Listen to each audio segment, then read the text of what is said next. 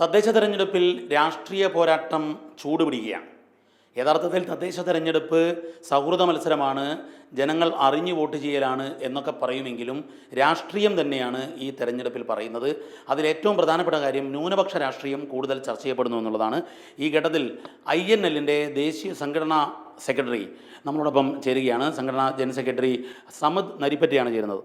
INL ഈ തെരഞ്ഞെടുപ്പിൽ പലയിടത്തും മത്സരിക്കുന്നുണ്ട്. ഇടതുമുന്നണിക്കൊപ്പമാണ് നിങ്ങൾ. പക്ഷെ നിങ്ങൾ മുൻപോട്ട് വയ്ക്കുന്നത് ഒരു ന്യൂനപക്ഷ രാഷ്ട്രീയം പറയുന്ന ഒരു സംഘടനയാണ്. ഈ തെരഞ്ഞെടുപ്പിൽ മൈനോറിറ്റി പൊളിറ്റിക്സിൻ്റെ ഒരു പ്രാധാന്യം എങ്ങനെയാണ്? INL Indian national league secular രാഷ്ട്രീയത്തിൽ പ്രവർത്തിക്കുന്ന, ദേശീയ തലത്തിൽ പ്രവർത്തിക്കുന്ന ഒരു രാഷ്ട്രീയ പാർട്ടിയാണ്. ഇവിടെ ഈ പഞ്ചായത്ത് ലോക്കൽ ബോഡി ഇലക്ഷനിൽ വ്യത്യസ്തമായിട്ട് നമുക്ക് കാണാൻ കഴിയുന്ന ഒരു രാഷ്ട്രീയ സാഹചര്യമുണ്ട്. അതിലേറ്റവും പ്രധാനപ്പെട്ടത് പൊളിറ്റിക്കൽ ഇസ്ലാമിൻ്റെ കടന്നുകയറ്റമാണ്.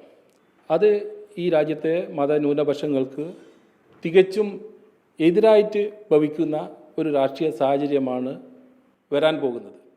കഴിഞ്ഞ നിയമസഭാ തെരഞ്ഞെടുപ്പിൽ രഹസ്യമായി വെൽഫെയർ പാർട്ടി, ജമാഅത്തെ ഇസ്ലാമിയുടെ രാഷ്ട്രീയ രൂപമായ വെൽഫെയർ പാർട്ടിയുമായി ഇന്ത്യൻ യൂണിയൻ മുസ്ലിം ലീഗും UDFും ഉണ്ടാക്കിയ രാഷ്ട്രീയ സഖ്യം ഈ പഞ്ചായത്ത് തെരഞ്ഞെടുപ്പോടുകൂടി മറനീക്കി പുറത്തു വന്നിരിക്കുകയാണ്. പരസ്യമായി വെൽഫെയർ പാർട്ടിയുമായി രാഷ്ട്രീയ ബാന്ധവത്തിന് ലീഗ് തയ്യാറായി കൊണ്ടിരിക്കുകയാണ്. നമുക്ക് കാണാൻ സാധിക്കുന്നത്, കഴിഞ്ഞ ദിവസം പാണക്കാട് വെച്ച് നടന്ന സ്ഥാനാർത്ഥി പ്രഖ്യാപനത്തിൽ പോലും വെൽഫെയർ പാർട്ടിയുടെ സ്ഥാനാർത്ഥികളെ പാണക്കാട് നിന്ന് പ്രഖ്യാപിക്കുന്ന രീതി ഇതുവരെ കേരള രാഷ്ട്രീയത്തിൽ കേട്ടുകേൾവി പോലും ഇല്ലാത്ത ഒരു സംവിധാനമാണ്. വെൽഫെയർ പാർട്ടിയുമായി പരസ്യമായി രാഷ്ട്രീയ സഖ്യത്തിൽ ഏർപ്പെടുന്നതിലും അതിനോടൊപ്പം തന്നെ ജമാഅത്ത് ഇസ്ലാമിയുടെ സ്ലീപ്പിംഗ് സെൽ മുസ്ലിം ലീഗിൽ പ്രവർത്തിച്ചു കൊണ്ടിരിക്കുകയാണ്.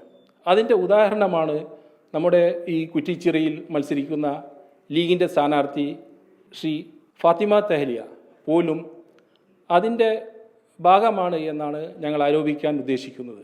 ഫാത്തിമ തെഹലിയ കുറ്റിച്ചിറയിൽ വന്ന് ആദ്യം കൊടുത്ത ഒരു ചാനലിന് കൊടുത്ത ഇൻ്റർവ്യൂവിൽ പറയുന്നത്, ഞാൻ കുറ്റിച്ചിറയിൽ ജയിച്ചാലും തോറ്റാലും ഇവിടെ ബീഫ് കഴിക്കാൻ വരുമെന്നാണ് തെഹലിയ പറഞ്ഞിരിക്കുന്നത്. എന്താണ് ബീഫിന് ഇത്ര വലിയ പ്രാധാന്യം എന്ന് നമുക്കറിയാം.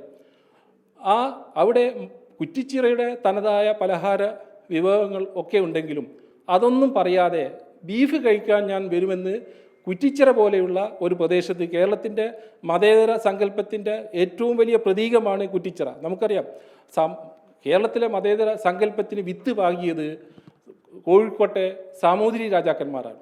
അപ്പോൾ അതിൻ്റെ പിന്മുറക്കാർ വസിക്കുന്ന ഒരു പ്രദേശത്ത് വന്നിട്ട് ബീഫ് കഴിക്കാൻ ഞാൻ വരുമെന്ന് പറയുന്നത് ചെറിയ രൂപത്തിലുള്ള സാമുദായിക ധ്രുവീകരണത്തിനാണ് ലീഗിൻ്റെ സ്ഥാനാർത്ഥി ഈ പ്രസ്താവനയിലൂടെ, ഈ ഒരു ഇൻ്റർവ്യൂയിലൂടെ പറഞ്ഞു വെക്കുന്നത് എന്ന് നാം മനസ്സിലാക്കേണ്ടതുണ്ട്. ഇതൊരു അപകടകരമായ സാഹചര്യത്തിൽ കേരളത്തിലെ യുവാക്കളെ പൊളിറ്റിക്കൽ ഇസ്ലാമിൻ്റെ ഭാഗമാക്കാൻ വേണ്ടിയുള്ള ശ്രമങ്ങൾ ജമാഅത്തെ ഇസ്ലാമി നടത്തിക്കൊണ്ടിരിക്കുകയാണ്. അതിന് അറിഞ്ഞോ അറിയാതെയോ അതിൻ്റെ ഒപ്പം നിൽക്കുന്ന, കേവലം അധികാര രാഷ്ട്രീയത്തിന് വേണ്ടി അതിനോടൊപ്പം നിൽക്കുന്ന ഒരു സമീപനമാണ് മുസ്ലിം ലീഗ് നടത്തിക്കൊണ്ടിരിക്കുന്നത്.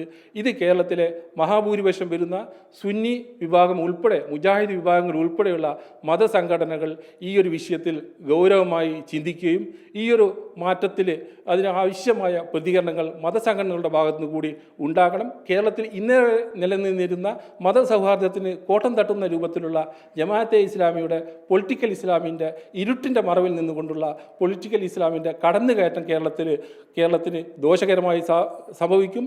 ഈ കേരളത്തിൽ ഇന്നേ വരെ നിലനിരുന്ന മതസൗഹാർദ്ദത്തിന് അത് കോട്ടം തട്ടുമെന്നുള്ളതാണ് ഞങ്ങളുടെ വിലയിരുത്തൽ. വളരെ കൃത്യമായി പൊളിറ്റിക്കൽ ഇസ്ലാം അത് നടപ്പിലാക്കാൻ വേണ്ടി ജമാഅത്തെ ഇസ്ലാമി ഈ തദ്ദേശ തെരഞ്ഞെടുപ്പിൽ രഹസ്യമായി പ്രവർത്തിക്കുന്നു എന്നുള്ളതാണ് INLൻ്റെ ദേശീയ സംഘടനാ ജനറൽ സെക്രട്ടറി വ്യക്തമാക്കുന്നത്. ക്യാമറാമാൻ വിഷ്ണു കച്ചേരിക്കൊപ്പം ദീപക് ധർമ്മടം, 24.